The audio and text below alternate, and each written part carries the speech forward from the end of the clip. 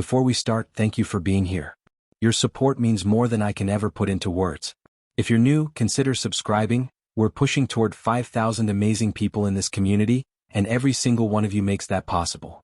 Now, let's get into today's story, one that still feels like a bruise when I think about it.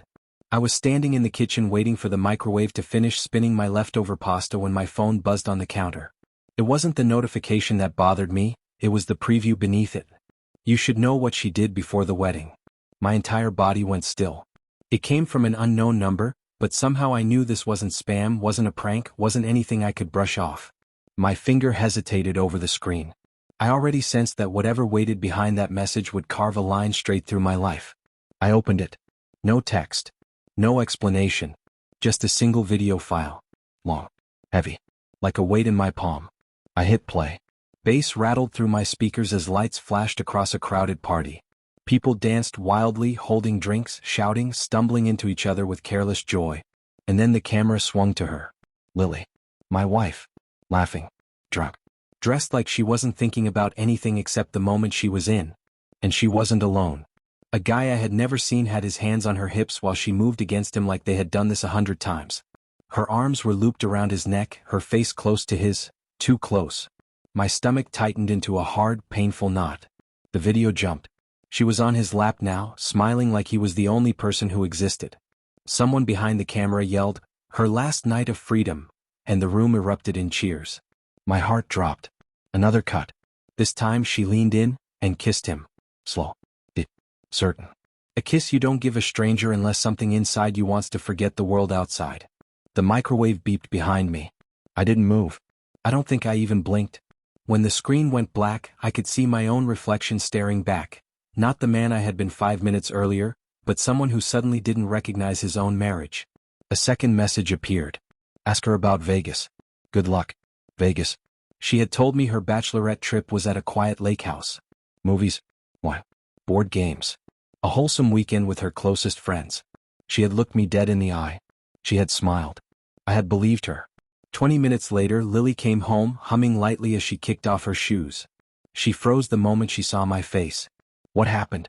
What's wrong? I didn't say a word. I placed the phone on the table and stepped back. The moment she saw the video thumbnail, her expression collapsed. Where did you get that? She whispered, fear threading through every syllable. So that's what a relaxing lake house looks like? I said quietly. Spa days. Rom-coms. Tom, please, she said, her voice shaking.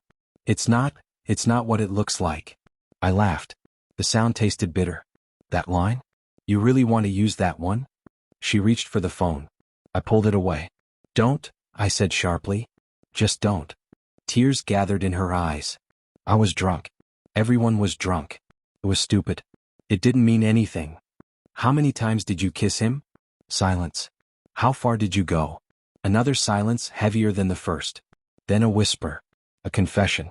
Yes, they went further. My chest caved in. It was before the wedding, she said desperately. Before the vows. I regretted it the next morning. I didn't tell you because I didn't want it to ruin us. That's exactly why it ruins us, I shot back. You didn't give me the truth. You gave me a lie to build my life on. She broke into sobs. I stood there feeling like my own body wasn't mine anymore. That night I lay beside her. She eventually fell asleep. I didn't. Every time I closed my eyes, that video flashed behind them. Her laughter, her arms around him, her mouth on his. And then her voice pretending everything was fine for 8 months afterward.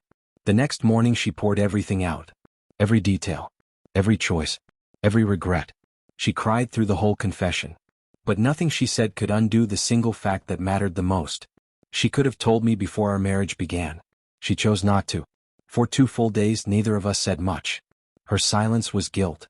Mine was grief. On the 3rd night, I walked into our bedroom where she sat curled up, clutching a pillow like it was the only thing keeping her together. Lily, I said softly. Her head snapped up. Yes. I shut my eyes for a second, gathering the courage I didn't want to have. I can't stay.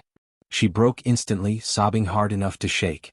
No, please don't say that. Don't go. Please. I have to, I whispered, voice cracking.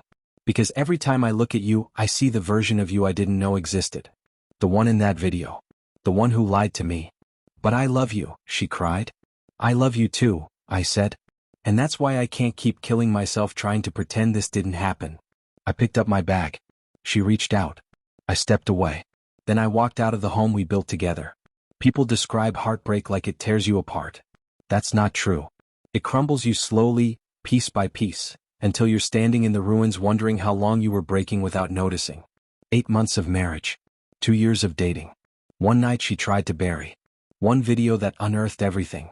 As I sat in my car wiping tears I didn't even feel leave my eyes, I realized something. The truth doesn't always set you free. Sometimes it breaks you so that you can rebuild something stronger from the shards. Something honest. Something real. Even if that something is just yourself. For now.